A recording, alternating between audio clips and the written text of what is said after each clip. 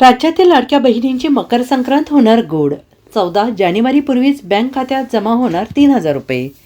येत्या काही दिवसांमध्ये लाडक्या बहिणींसाठी खुश खबर आहे. देवाभाऊंकडून लाडक्या बहिणींना मिळणार मकर संक्रांतींची मोठी भेट. अशा प्रकारचे पोस्टर सध्या सोशल मीडियावर मोठ्या प्रमाणात व्हायरल होत आहेत.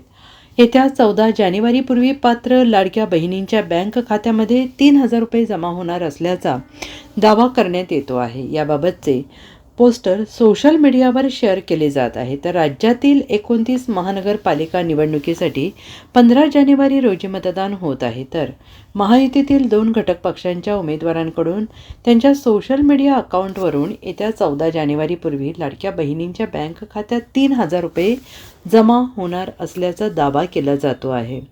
सरकारकडून मकर संक्रांतीच्या दिवशी निधी वितरित करण्यात आला तर निवडणुकीच्या आचारसंहितेचा हा भंग नाही का, असा सवाल विरोधकांकडून केला जातो आहे. Bureau report, SBN Marathi, Mumbai.